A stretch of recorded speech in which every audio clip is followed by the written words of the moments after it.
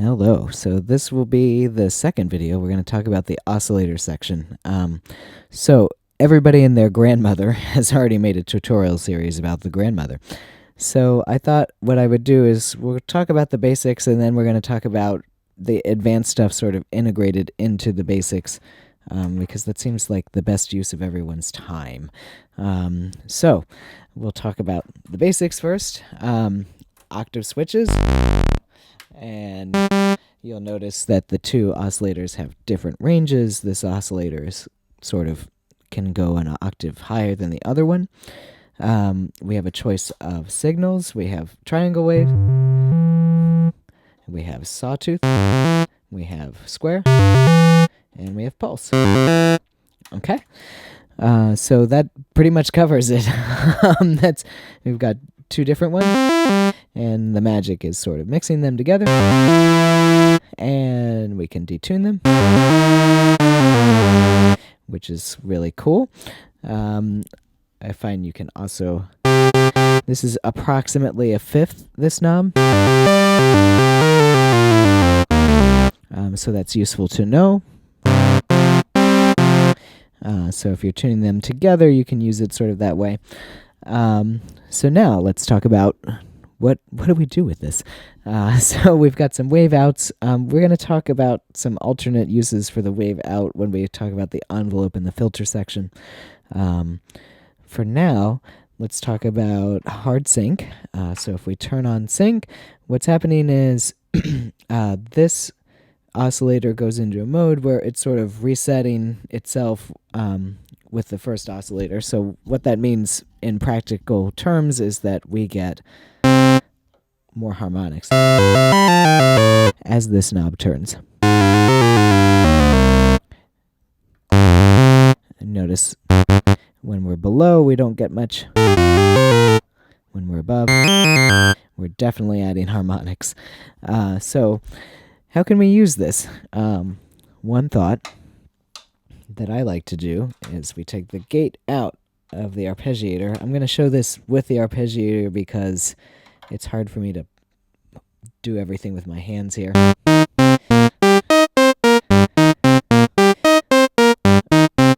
Okay, so what's happening is the arpeggiator is syncing the modulation oscillator, so any change will be happening at the same time a note plays. Then you can either go straight into pitch, or I'm taking the sample and hold out. So this is random. And we're going to go into the attenuverter. What this does is gives us a control over the amount of what's happening. If we go straight in, it's fine too. Here, we can listen to that.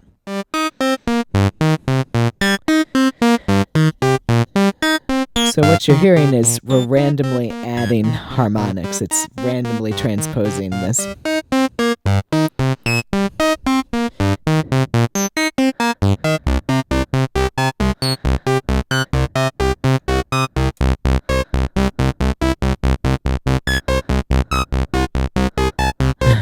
And it's kind of useful in its way.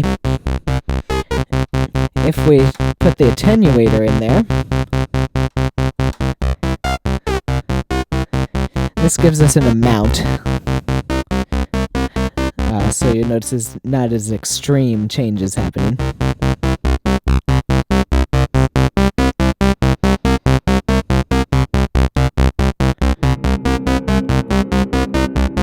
Okay, so that's one thing to know about the oscillators. Another way to deal with that is, we can just do the same patch, but instead of the arpeggiator, you actually play.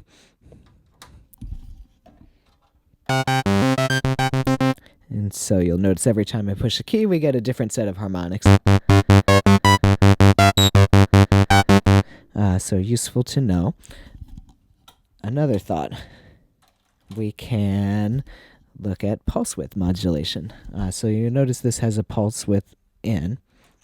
Now, this I find works pretty differently from the hardwired version. So what we'll do is we'll take this and get a wave going. turn off hard sync. Let me just hear this.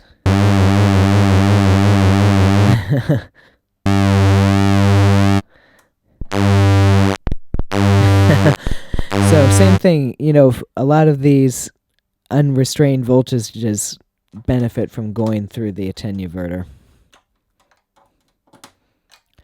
so that we don't get that massive dropout in sound. So if we want it, we actually control it here. Okay.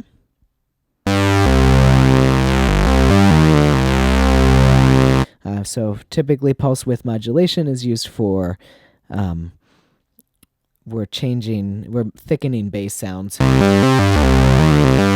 Notice there's no filter, so you know we're going to build on this idea as we go. Okay. Another thought: linear FM on the second oscillator. Now, when we're at, let me just pull out the attenuverter so you can hear. When we're at audio less than audio rate, we get, you know, noticeable pitch modulation.